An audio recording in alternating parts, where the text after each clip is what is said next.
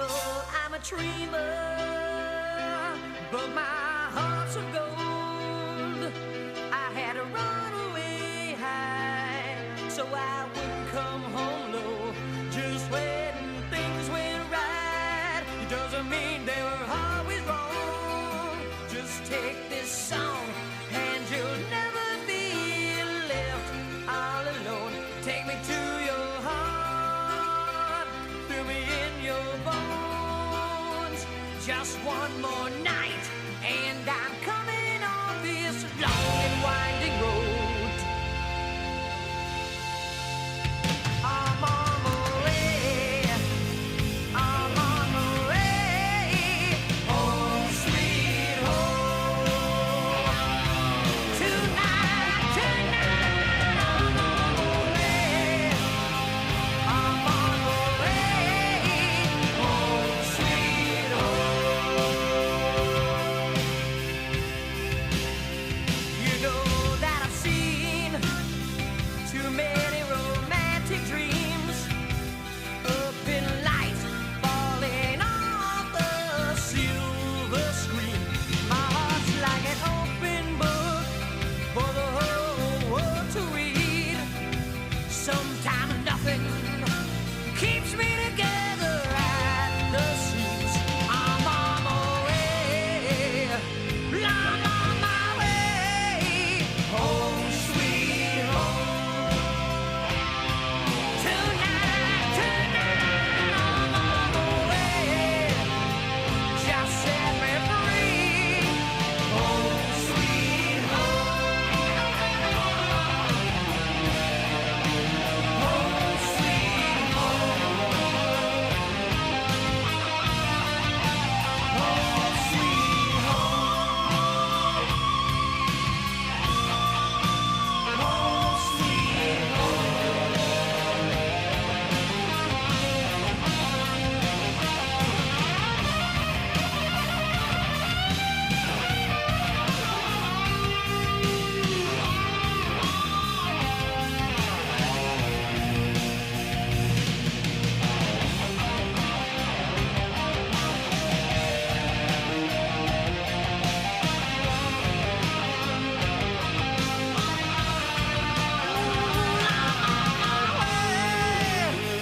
I'm on my way, home sweet home.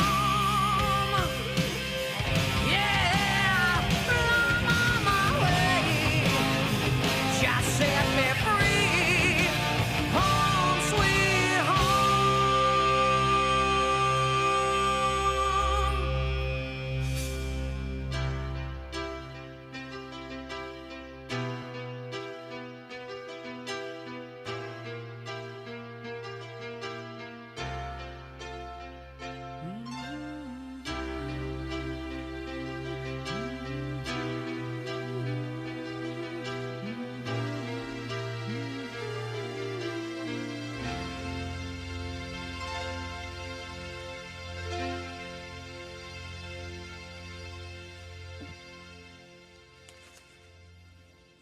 Good morning and welcome to Everything Southwick. Hi, Jason. Hi, Peter. How are you?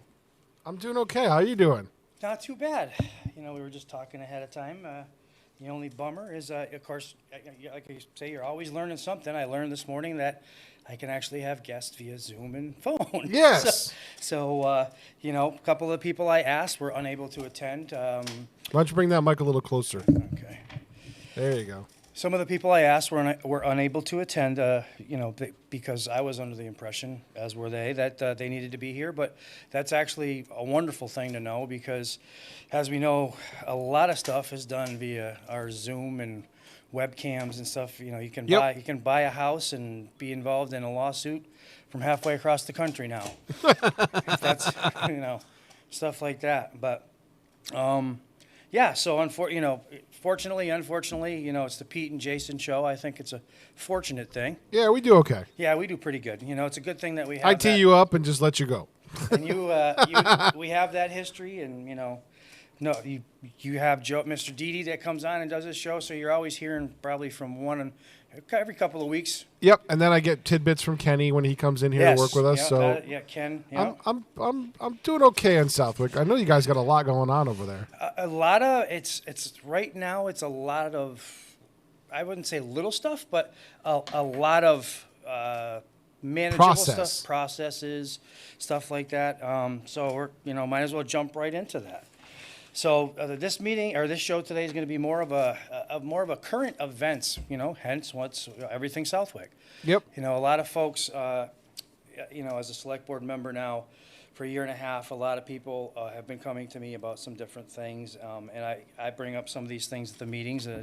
One of the things I learned about Southwick, I want people to know, is I didn't really understand what being an exclusionary rule town meant for some of our zoning and rules, and basically, I'm going to put this out Okay, there. what does that mean? That's exactly what I I'm have about no to do. idea what that means either. Basically, a lot of people come forward, hey, I want to build this, I want to make this business here, I want to do that.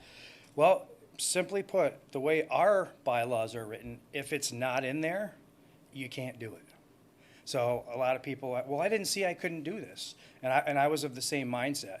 I had learned this last year for some things, but I was not aware that basically, for most of our bylaws, if not all of them, don't quote me on that, I would have to research that specific fact. After talking with John Goddard, our town planner, we are an exclusionary rural town, which, as I just said, if you don't If see not it, specifically stated, it doesn't Exactly. exist. So what's interesting about that is I sat in on a planning board meeting, as I try to do as much as possible or watch them.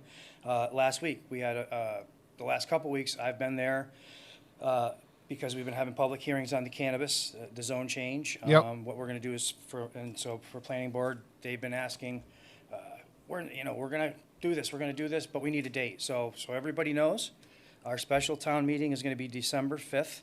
At the high school auditorium, unless for some reason we hear otherwise that we can't, or excuse me, not the high school, I believe it's the high school gym, I'm sorry. Unless we hear otherwise, it could be in either of those.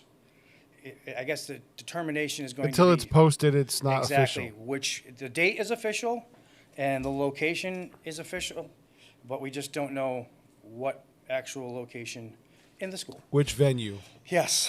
Okay. So we're there, and the things that are going to be, that are known, that are going to be on the town warrant for the special town meeting, is there's going to be the cannabis zoning change, which basically changed the one word in the zoning that's basically written just like that was in our cannabis bylaw, that changes from prohibited to now it's going to be allowed, which basically means we are going to decide where those facilities, once the zoning is changed, is where they're going to go. That's a big topic. I'll talk about that in a couple minutes. The other thing is going to be the actual cannabis local option tax. As everybody knows, when I brought this forward, it's about bringing in the revenue to the town. And the state allows us to set a tax rate from anywhere from 1% to 3%. Myself, I believe, and Mr. Moglen and Ms. Gale have already decided we want to go for the maximum benefit for the town. I don't want to call it disposable income, but for folks who want to, that's what I want to. That's why I'm kind of targeting this option as a revenue source. I talked about this last year. I don't see any current businesses coming to town anytime soon where they would have the immediate tax impact that this is going to have. So we're going for I'm going for 100% for the maximum tax benefit that we can get out of this. Yep. I still have a couple people, the older crowd, and I don't want to say older, but just the more mature crowd that, was raised in a different generation. Kind of the generation you and I were in. It was kind of that transition generation. We're Gen Xers, and the baby boomers were the big, the rules were a lot tighter back then for the baby boomers. So, and people started becoming more open-minded. So, but at the planning board meeting, I sat and talked to folks after we had a discussion over something else. which is one of the other possible coming up zone changes, town warrant articles. You know, and I tried to explain to folks, there's a lot of concerns about the kids, you know, and I brought this up, and Mr. Jaren's brought this up. I want people to know that wherever we cite these things, it's gonna be the planning board and the select board that are gonna make the decisions. And So there's going to be a planning board permit and then a yeah. special permit. What's going to happen is, that was another thing that was discussed last week. Jessica Thornton from Planning Board, myself, and even Mr. Doherty, the chair. The consensus is we have that marijuana overlay zone. I'm sure you might not be familiar with it, but basically, when all the cannabis stuff started happening, and they allowed, they weren't going to allow recreational cannabis. The bylaws were written to allow medical and grow facilities and cultivation. When they did that, they put a specific zones that are very, there's zones, just like property zones, like residential, business restricted, industrial restricted. So basically, this is the same thing. It's called the marijuana overlay zone. Unfortunately, me and Mr. Moglen had a discussion, well, not a discussion, but our opinions were expressed at the meeting, and and I understand where a lot of people come from. He'd prefer to keep it in the industrial restricted, where it's kind of not off the beaten path, but a little less visible, and a lot of concerns with that are related to kids, and that's one of the things I heard from a lot of folks. Sure. So unfortunately, the way our industrial restricted and industrial lands are in Southwick, we don't have a lot of them. The two main parcels where we could possibly even stick anything would have been the dump road. I always forget the name of it. I think it's Great Brook. Where our excuse me, not dump, our transfer station is. That's right next to the Notch. By the old Travel Town Trailers lot. So Southwick residents, you can abuse me later for not knowing the name of our own street, but it's just one of those roads you don't really think about. You know how to get there, you just don't know the name of it. Transfer station there, dump, whatever people want to call it in this day and age. So so we're limited to that one little location there off of College Highway, and then the Hudson Drive Industrial Park. Unfortunately, or fortunately, depending on how you want to look at it, that piece of property that caused so much controversy several years ago, it's a good thing in some ways. Mr. Wally, I'm not sure if it's a completely done deal, but from what I understand, Mr. Wally has been able to acquire that, and that will go into, I'm assuming, Chapter 61A. I don't know that. That's the old Southwick Country Club. Part no, of it. that is actually the Carvana. Well, yeah, that was part of the old Southwick. No, it's further up, down by West River Brewing. Across from Tractor Supply. Yep. Where the old Cold barns are. Yep. Right off Tannery Road. So that's good. Obviously, that's great in one aspect, because that's one of the things that people talked about during the master plan. They want to keep Southwick's small town feel while bringing in the right businesses and businesses that fit the vision that everybody has. Everybody's visions are a little bit different. I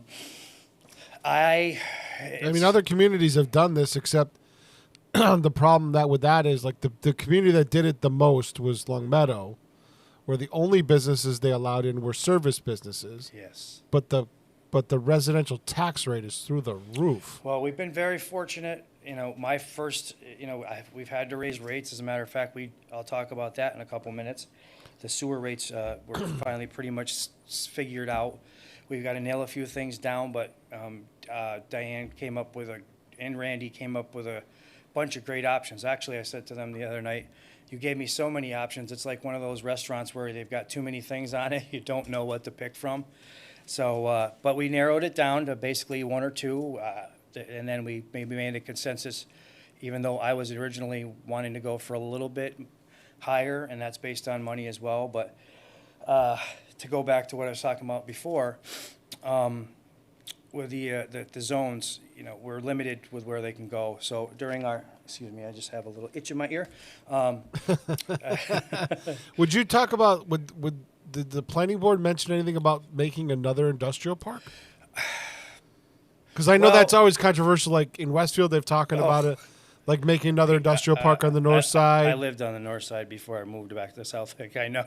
Right, so like, there's always been talk about there was another plot of land they talked about making industrial park, and I know everybody freaked out about it, and I'm like, so, but you want the tax rate to be And lower? that and you is, don't want there's the problem with what happened with the Indus, Culbro, the former planned Carvana spot. Yep. Was after everybody realized they didn't want to sell it in one big chunk, and it would probably be more marketable to the town as a population and what they wanted if they split it up. That plan came to fruition. Mr. Levesque presented it on behalf of the property owners. They were going to split it up into 5 parcels. And eventually that got put on the books, but shortly thereafter, I guess Mr. Wally approached Indus and they sold. That's what I've heard, and it's going to be farmed for the time being.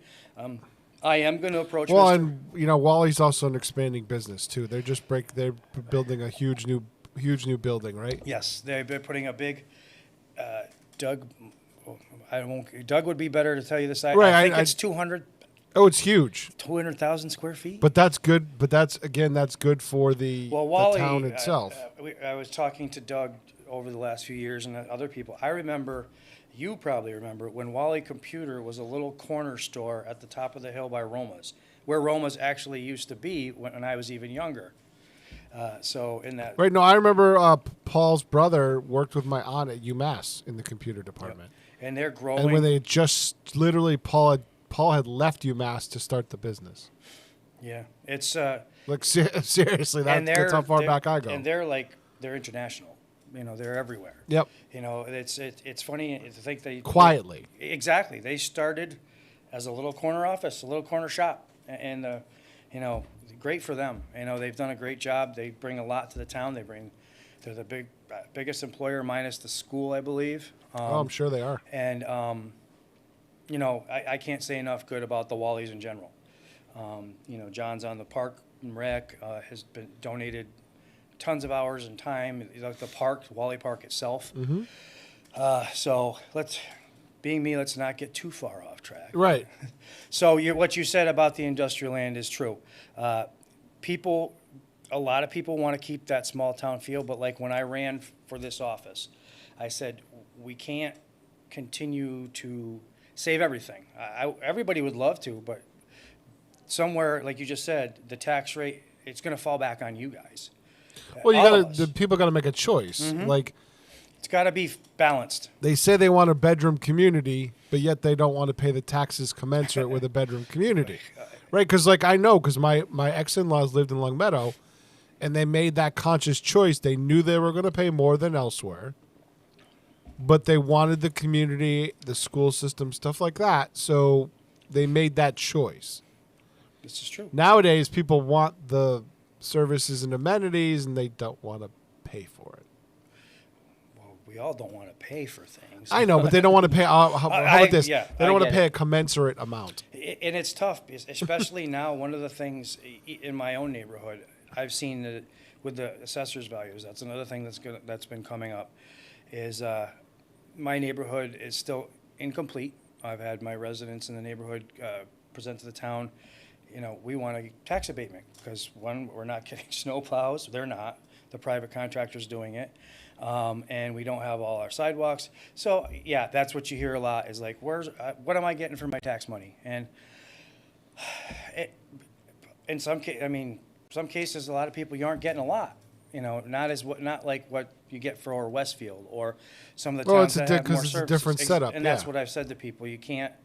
You look at Westfield and the commercial tax rate. That was one of the things that, again, I want to finish up what I was talking about, and then I'll go to all the other different things that are all kind of tied to all of this. Sure. So the industrial, as I said to Mr. Mogan during the meeting at the planning board when they asked for public official comment, after myself, Doug, and Diane all made our comments about where we would like to see it or how we would like to see it controlled and how many licenses.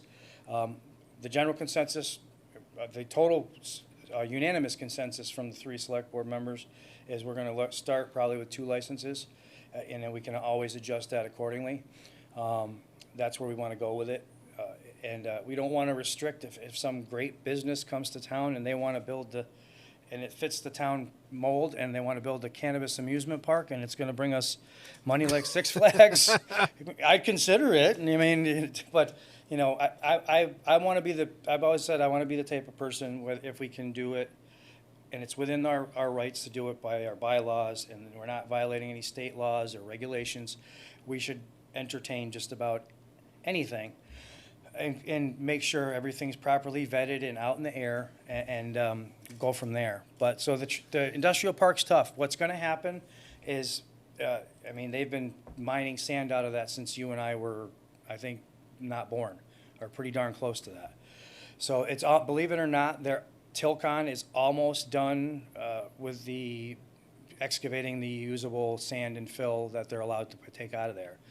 As part of that, there's a study and a plan being put together to hook Hudson Drive and Sam West Road together.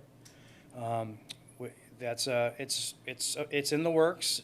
Like Randy said, it's probably something that unless we were able to get all sorts of approval, get the state to buy off on it, all the permits and regulations we need to fit, it's probably about 9 years down the road.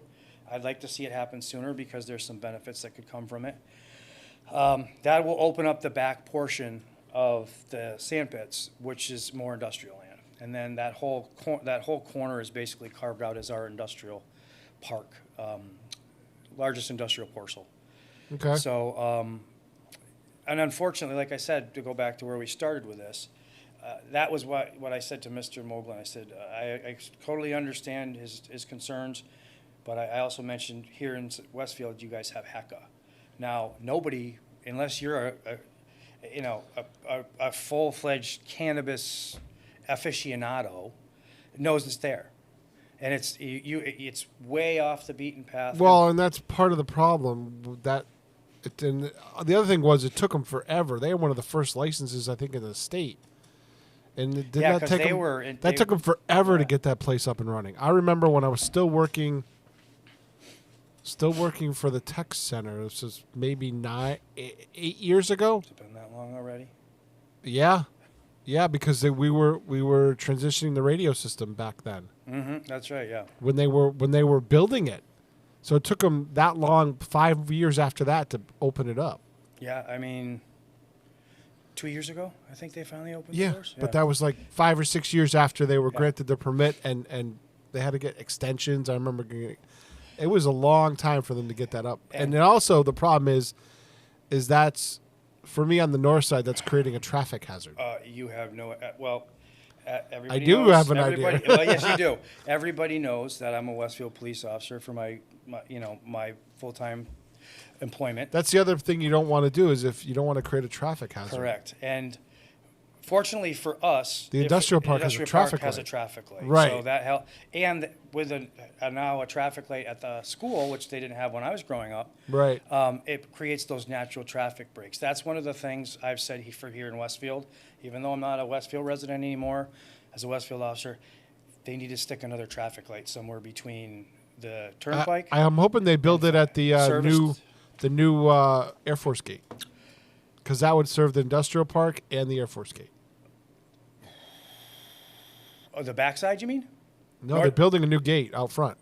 North Road? On Southampton Road? Yes. Where the RV facility is? Oh, yeah. Okay. Yep. That little gate out there. That's going to be the new main gate. That's going to be the main. It's in process now. So that intersection would serve the industrial park to the left. Service Star. Yeah, that's what I'm saying. That would be a perfect spot for a traffic. Even if they had to do similar like they did at the bottom of Springdale and Union, 2 lights to help. I've sent a message to the DOT that I want that. Well, I've sent messages to the DOT either as a police officer. And they don't listen to you, but I've still been trying to get the intersection at Home Depot mowed for the last 10 years.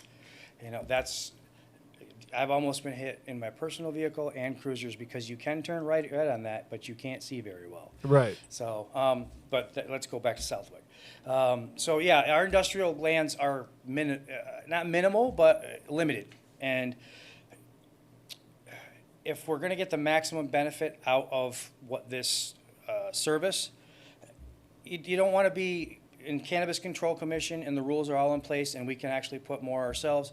The signage, they're very restricted. They don't want these things to basically be like beacons of flashing lights and, Sure, and, yeah. and spotlights like they used to have at the Big E back in the day. Hey, here's the cannabis dispensary. And Right. but we want to put it somewhere where it's going to be the most beneficial for the reason we brought it in. I brought it in to bring in some revenue, and you want to bring business into town. You want them to succeed. So during the planning board meeting, Ms. Thornton, and she asked, and I had thought about this from the get-go. She asked to remove the marijuana overlay zone. So there was some hemming and hawing. We'll see where that goes. I am not 100% sure if the marijuana overlay zone, I think it does have to go in front of town meeting to completely rescind it. If that's the case, I don't think we'd get that into this special town meeting, which would not restrict us from starting to open up businesses, but it would restrict as to where we could put them for now. Yep. And I'm of the mindset, like I said, if it's something we can do and we're within our rules, that's why we have a planning board. That's why we have a board of appeals. That's why we have a select board. That's why we have a conservation commission. Once this thing is vetted through all these people, and what's tough is with the way the public meeting laws are, it makes it very difficult for the applicants sometimes because they go to one place and they don't get what they need. But and they have to run around, and it's even for me, there's things that I've had, it's like, well, like I said, the exclusionary rule. There's a lot of things that have come up as I've been a select board member and sitting in on some of these other town boards and meetings. And like I said, it's like, well, where the, I'm not going to swear, but where the heck can I find that? I literally during the meeting when they were talking about something else, Mr. Mogul, I'm looking through the E-codes and the bylaws, and I'm like, where do I find that? I would have never known something like what this was. But so that's where we're going with the town meeting. I mean, we got way off track. I know, it happens. But All right, so you ready to take a break and refocus? yes, and that's something everybody knows Jason Pro needs to do.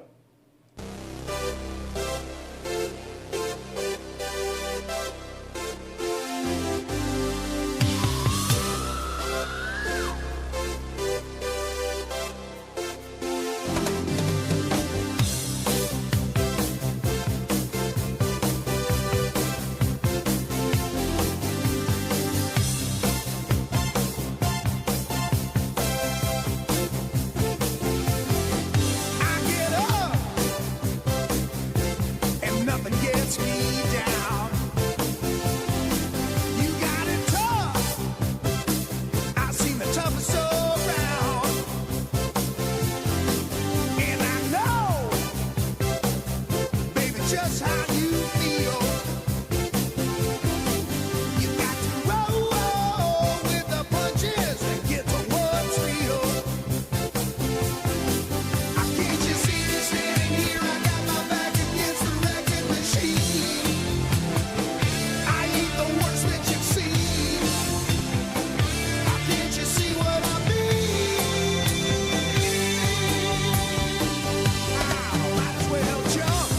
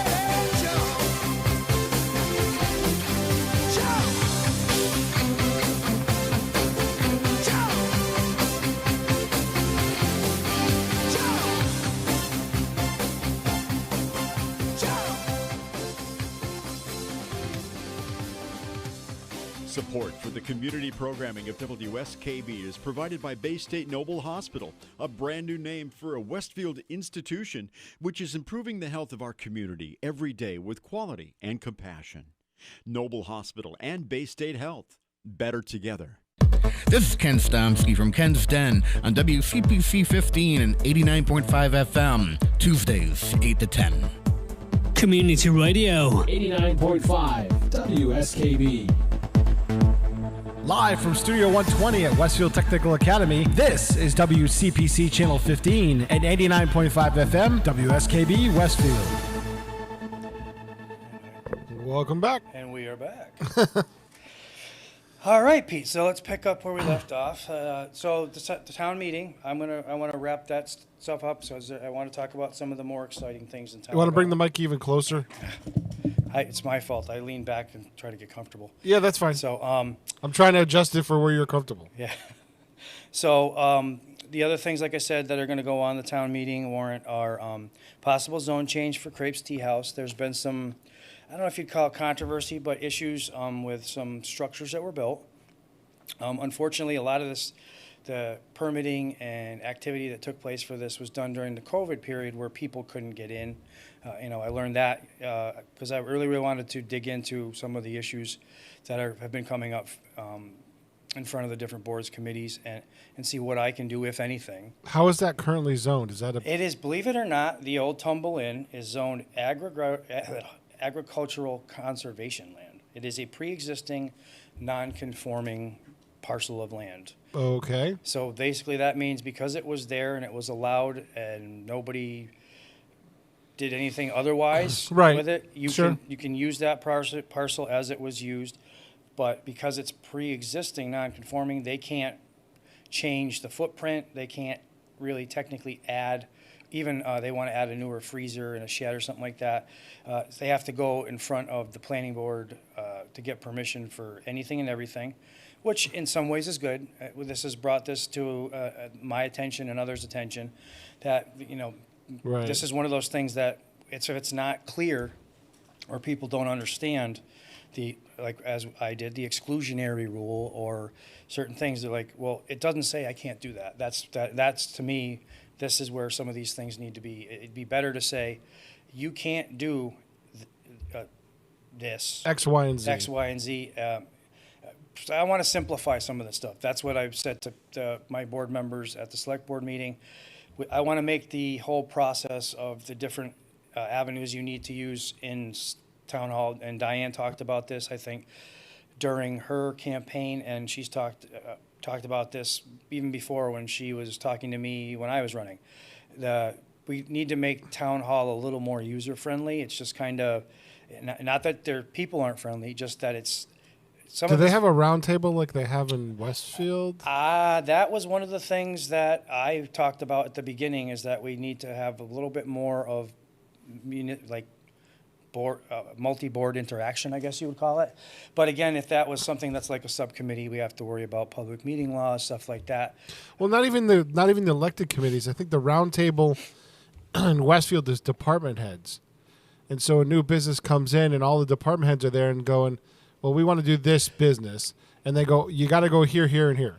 Well, that's a prime And they'll example. here, and here are all in the room. You guys have community development, CDC, right? Or is it EDC, economic? Community development, yeah. We have an EDC, but unfortunately, when I got on, I'm like, all right, we have an economic, so how can we But bring it's not business even, I in? don't think it's that. I think it's just the department heads get together once a Well, month. that's something that and they it's want to do. scheduled in. They Yeah. the EDC, that was a big story a while back. We added Yep. additional members, and I think it's actually extremely beneficial because now it's a lot easier to get a quorum and whatnot, because they had a very difficult time rounding people up for the different meetings a lot of times.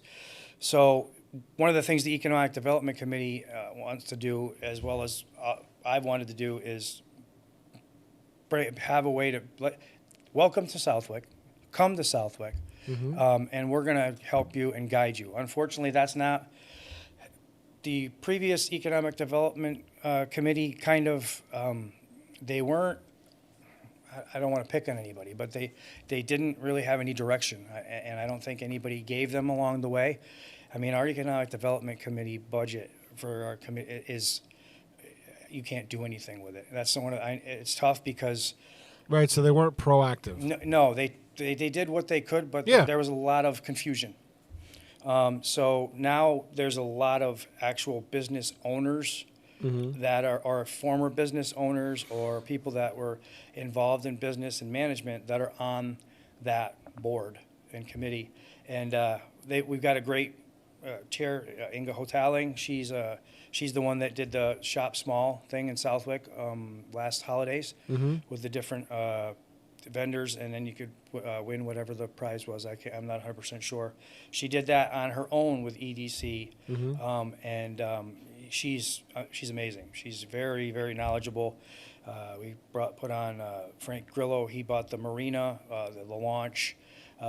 We have Craig Samuelson on there. He's one of the presidents and managing directors of Shepherd Corporation, which owns the Notch and the storage facility. And, so we've got a good mix of people on that board now. And they're having a lot more meetings, and they've already had 3 in a little over a month, or a little over 2 months, I'm sorry. I think they have one tonight, which unfortunately I don't think I'm going to be able to attend. I might be able to go to the beginning, but we're going to be at a Rotary, myself and Diane, I'm not sure if Doug, we're going to be at the Rotary dinner tonight at Tucker's. So back to the town meeting warrant. What is Crepes looking to do there? Initially they want to break up the property, is what the zoning. They basically want to utilize everything that's not in the agricultural conservation area in the basically everything on the backside of the brook would still be AC zoned. They're looking, I think, to do business restricted in the front. They're looking for a zoning change. Yes. So that the structures they built in the back, the gazebos, that's been the controversy with the neighbors. I was at the meeting, and I've listened to this controversy now for a year. So at the meeting, when they asked for, again, official input, I said, what I really want to hear from is the residents, the people that are concerned about what happened. And because nobody could really tell me what they wanted. I didn't hear what anybody wanted. And I don't think anybody who's doing a business of that sort could fix something if they don't know what needs to be fixed.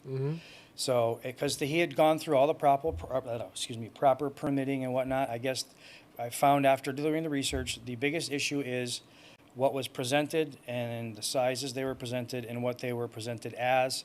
They're not quite that. They're a little bit more. So obviously people are upset about that. And I'm also the type of person, I'm not a big fan of, the old adage, it's easier to get forgiveness than permission. Well, I'm not a big fan of that. And I'm also a fan of holding people accountable and responsible. If you make a mistake, own up to it and say, how can I fix it? So I asked the residents that were there. They spoke their piece. I think they still didn't tell me really what they want. Nobody wants to shut down the Crepes Tea House, but they were concerned with the zoning change. Basically, as long as it was permitted and he got a permit, he could do similar to what they said he kind of did this last time, where he got a building permit, got all the additional conservation conditions and whatever he had to do, and then kind of tweaked it to fit his needs a little bit more than he should have. That is what I'm getting from all the research I've done. And like I said, I asked the folks what they wanted there. Because I said, you guys voted me in to speak on your behalf or represent you. So what do you want? They spoke. They still didn't really tell me or Mr. Robiscus, the owner of Crepes Tea House, what they wanted. But I was disappointed in his response. I mean, I'm not going to pick on anybody. Again, I'm not going to. If I was one of them, I would have been disappointed in the response. Rather than my response would have been, I would have turned around and said, "What can I do to work with you?" That's all not. There's a lot. One of the things me. I would rather spend the time sitting for an hour, 2 hours when I go to my calls as a police officer. I will do everything I can to solve that problem. That's what I'm there for. Right. So there's only a couple of neighbors though in that area. Yes. I mean, that would be directly affected, no? Because there's houses a little ways. I'm looking at it on a map. Yes, there's one right there. There's some right across the street. Mm-hmm. There's another business across the street. That was the old Aero. I don't know if Aero Fuel Oil. Their office is now on College Highway by King Yen's. Right, but there's a lot of like old cars Yep. and trucks Yep, and stuff back there. Yeah, I think that's. I don't know if that's. And then there's Great Brook Lane, which connects through to a neighborhood. Mm-hmm. And there's two houses directly across the street. So I'm trying to figure out. And there's some just to the west of him. And that's why I asked. Really, the most affected neighbor in my opinion. But like all around him is trees. So Yeah. the only people that are sighted across from it that can see what's going on are the houses directly across, and even they're kind of blocked by trees too. So And that's why I asked, what could he do? You know, do they want him to build a sound wall or put up bushes? You know, I'm gonna reach out to folks again that are concerned and say, okay. I still I'm just didn't- trying to I'm looking at the maps and I'm going, well, No, okay, that's why I asked. yeah, right. And again, the only thing as a business owner and who wants to continue to stay in the community and he does the Crepes Tea House is great. I've been there a couple times. Yeah. You know, it's a nice Great business. reputation, yeah. And you know, that's I wish Mr. Rubiscus had turned around and said to the residents, what can I do to make this work? Rather than I'm not a big fan of the pointing the fingers type I kind of thing. wonder when it gets to the point of people are complaining and it gets to a board level, I wonder if he's tried and without success. And that's the backstory you don't really know. Right? Exactly. There's always two sides to every story, and Yeah, somewhere sure. in the middle lies the truth. Yep. So, and I'm not calling anybody a liar. Right. No, that's what I'm saying. You might not be Don't know. educated That's why into the history of it. I went Yeah. to the town hall a couple days ago and said, hey, what are the real issues? Because Mr. Doherty brought it up. As far as we're all aware, all the permits and things that he had to do via this were done. And I guess, you know, the issues were basically, from what I understand, with what he built was not what he presented and exactly where he presented it. Gotcha. Okay. I Yep. understand that. I gotcha. So there's that one, and that's what he'd like to do, is to be able to have a little more freedom to do what he wants to do to expand or He wants to build his business. Yes, build his business. I mean, that's the best way to put it. And I don't think anybody faults him or wants him to not do that. I know, you know, interestingly enough, as I grew up in Southwick, in Granville, that back there where they're doing all that stuff, there was a volleyball court there, and we used to play at night. It was open with lights. When it was a bar. Yeah. When it was a bar, and we would play there at night. So the noise, I haven't heard anything about specific noise. It's just, I think a lot of people are just upset with forgiveness rather than permission or presenting yourself otherwise. Yeah, sure. I get that. So other than that, like I said, there's the tax rate, and again, the overlay zone. I'm not on the planning board. I'm not 100% sure if that's a town meeting item. I think it is, because when we removed the cellular overlay zone, that had to be voted on at town meeting. My first town meeting, right after I got elected. So Yeah, because it's almost like a home rule petition. yeah. So that's where those things are. What else do we got going on? I'm getting hungry looking at his menu, by the way. So I want to focus on a couple. So a couple of good things or interesting things that are going on. The Sofinowski Land Preserve, if anybody's interested, there's an autumn stargazing. This what's the 20th is what, Saturday? Or Friday? Yep. So if there's cloud or rains, October 21st or 22nd will be the cloud and rain date. Telescopes are going to be provided. So there's autumn stargazing at the Sofinowski Land Preserve. As everybody knows, Mr. Didi is well into building the new community food pantry. We've been talking about it in his show, but it's amazing how the community pulled together, and it's nice to know that spirit still exists. Yes. It's awesome. Mr. Didi, Joe, whatever you want to call him. You can call him Joe. I'm sure he's fine. Yeah. He's He always calls me young man, so I call him Mr. Didi. Okay. So, because it's like, you're 4 years older than me, but if you want to call me a young man, go, hey, great. You look younger, so. Well, he kind of looks like Santa Claus right now. Did you notice that? I saw the beard grow. He does the beard for the fall. He's getting ready for the Santa and the Angry Elf. I just don't know which one he is. So to go back to his community food pantry, That's amazing how well they that's are coming looking together. for donations for their new walk-in freezer. So anybody that's interested in donating to the community food pantry, they are looking for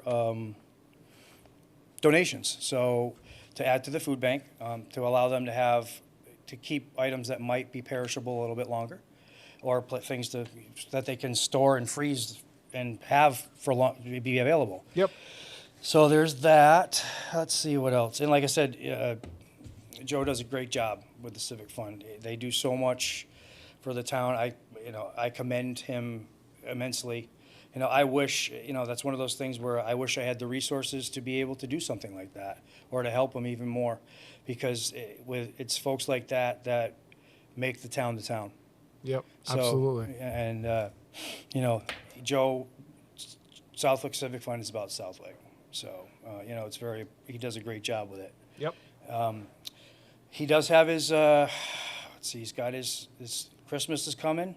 So the Santa and the Angry Elf toy donation's coming up. I think he was partnering with somebody for the Thanksgiving dinner this year. Yeah, He was talking about his show at the beginning of the month. He's partnering with somebody for that. I think it's one of the churches. He's going to partner with them for the Thanksgiving dinner. The church in the center of town, which I think is, I can't. Anyways, go back and watch Joe's show, and you'll figure Joe, out. yeah, there you go. He's or also find got, the Southwick Civic Fund on the social media. I Yes. think he's on. They're on Facebook and Instagram. SouthwickCivicFund.org is his website. Gotcha. So that's there you simple. go. Okay. So and at he's got the Winter Forest and Craft Fair coming up, where you can purchase the trees for the donations, and then Yep. So I did that last year, and Joe was very nice I was unable to get to my tree to undecorate it. He saved all my decorations for me, and the only condition was I have to buy 2 trees this year. So, Okay. so I will That's be buying fair. 2 trees. That's fair. So, and it's like I said, he does a great job, and absolutely, I have no problem with that. Who knows? Maybe I'll buy 3, but don't quote me on that, Joe. You just said it. You're in trouble now. So You better get someone to go in with you on the 3rd tree. So there's that stuff going on. Like I said, some of the other stuff, I want folks to come to me with their concerns, like I've always said, for anything, like stuff like this. It'd be good to have a round table, and actually now that we're back into full swing, I said it last time, I have not scheduled one. I've been trying to wrap up a lot of stuff, as well as physical therapy, trying to get back to work, which hopefully will happen next month.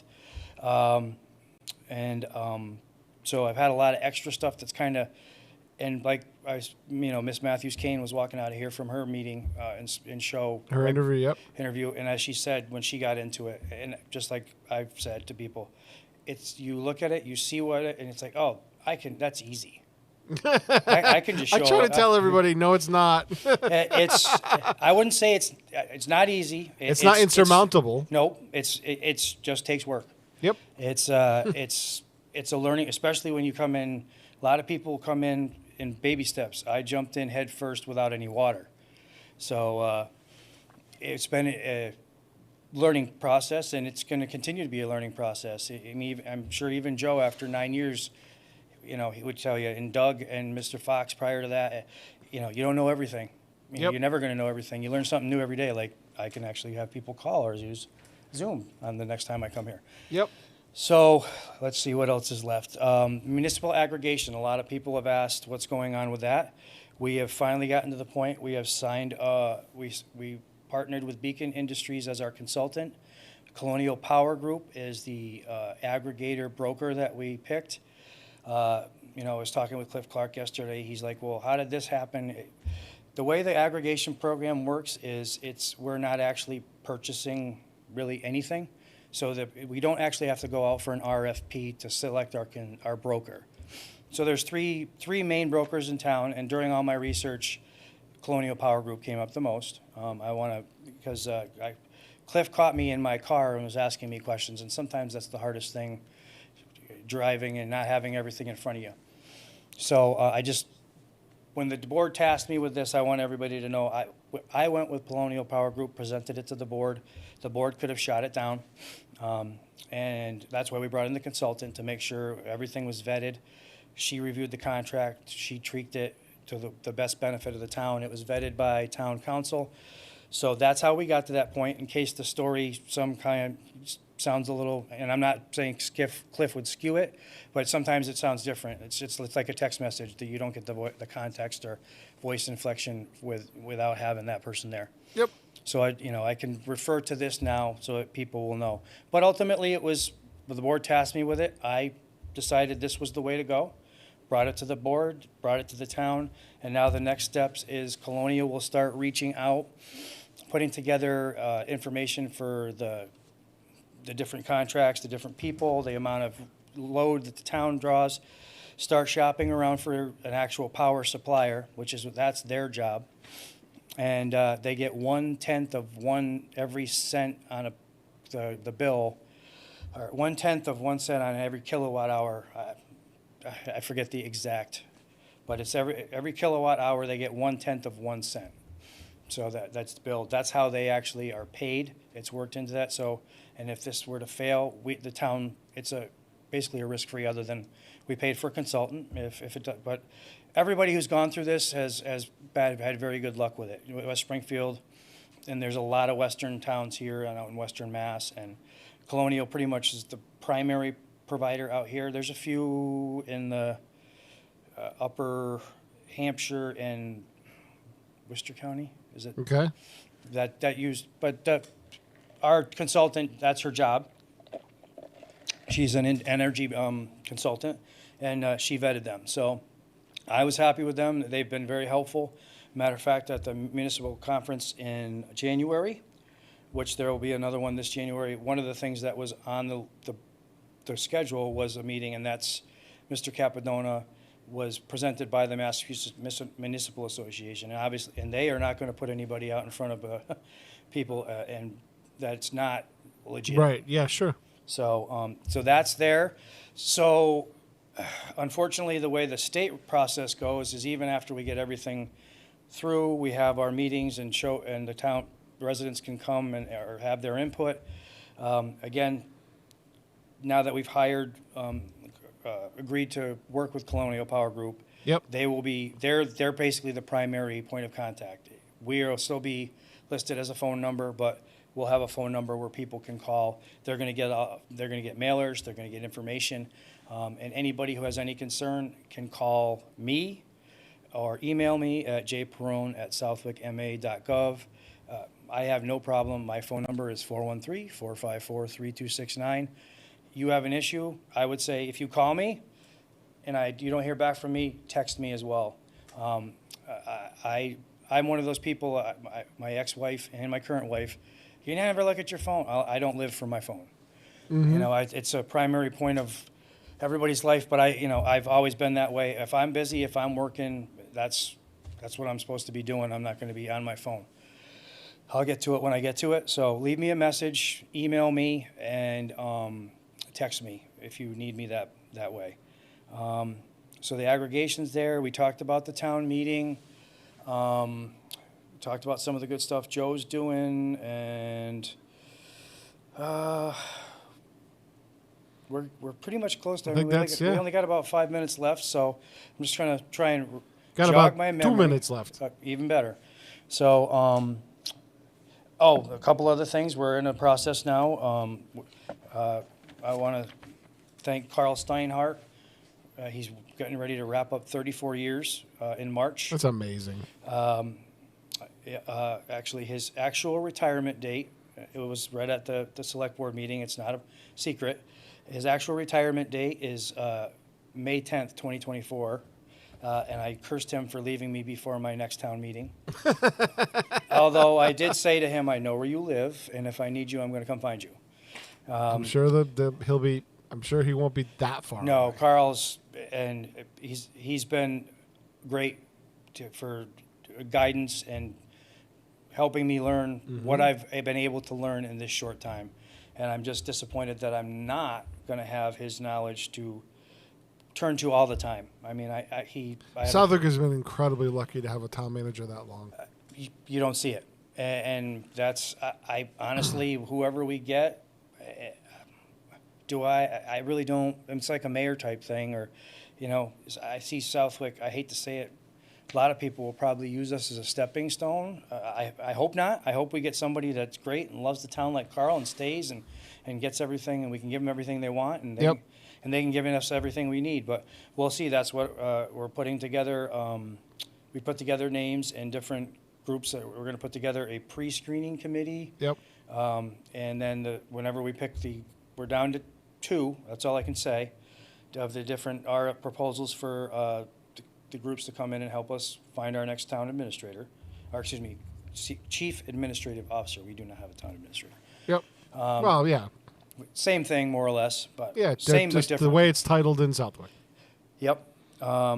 So we're there with that. Tell you, that's a daunting and almost intimidating little bit to come in as your first term on the select board, and you got to pick a guy replace a guy that's been there for 34 years. Yep. You know, so not a process that I'm afraid to do, but I want to make sure this thing is done right, and I'm sure everybody else does too. And on that note, I think we're done. Yeah, it looks that way. You know, it's 8:59 on your clock. So, but I'll be back in December, right? We'll do it in Yep. December. It's Christmas time, which everybody who knows me deeply knows that's one of my favorite time of year. So I will make it interesting. All right. So see you in a couple of months. All right, Pete. Thank you. All right. Bye.